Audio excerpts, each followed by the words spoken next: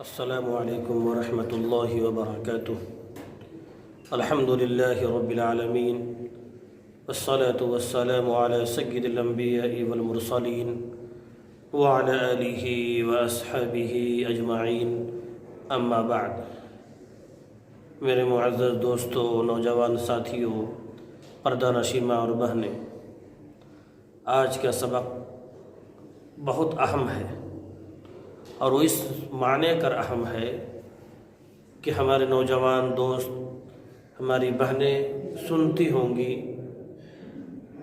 کہ فرض عین اور فرض کفایہ، جب تک کہ اس کی اہمیت اور اس کے بارے میں پتہ نہیں ہوگا اس وقت تک انسان عمل میں کوتاہی کرے گا۔ تو فرض عین سمجھنا ہے اور فرض کفایہ سمجھنا ہے۔ پھر اس کے بعد دوسرے سبق میں آئے گا سنت مؤکدہ اور سنت غیر مؤکدہ۔ فرض عین اس فرض کو کہتے ہیں جس کا ادا کرنا ہر شخص پر ضروری ہے، بلا عذر چھوڑنے والا فاسق اور گنہگار ہے۔ فرض عین بلا عذر چھوڑنے والا فاسق اور گنہگار ہے، اور اگر فرض عین کا انکار کر دیا دل سے اور زبان سے، وہ تو پھر اسلام میں نہیں ہے۔ بلا عذر اگر چھوڑا تو فاسق ہے اور گنہگار ہے، یعنی گنہگار جب تک کہ عمل انکار نہیں کیا، چھوڑا ہے فرض عین، تو کیا حکم ہے؟ وہ گنہگار ہے، توبہ کرے۔ جیسے فرض نماز، یہ فرض عین ہے،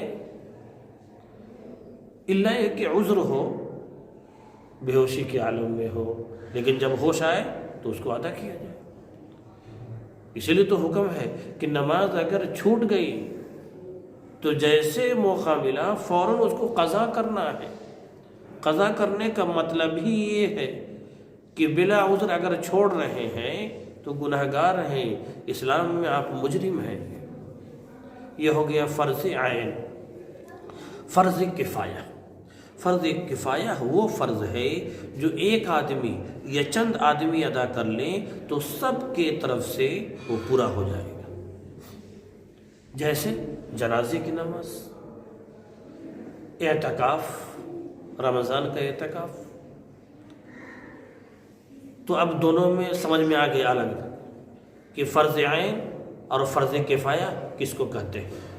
اب جو موجودہ دور میں ہمارے نوجوان بھائی وہ ذرا غور کریں اور پھیلائیں اس میسج کو کہ فرض عین کے لیے ہمارے اندر کتنی تڑپ ہوتی ہے اور کتنی کوشش ہوتی ہے اور کتنی توجہ دیتے ہیں، اور اگر توجہ نہیں دے رہے ہیں تو ہم گنہگار ہو رہے ہیں اور اسلام میں ہم فاسق ہیں۔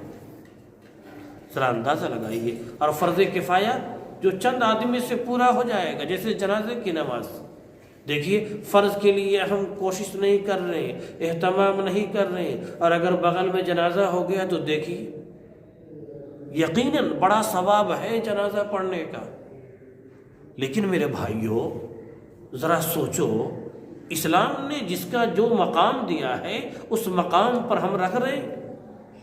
نہیں رکھ رہے ہیں۔ توجہ دینے کی ضرورت ہے۔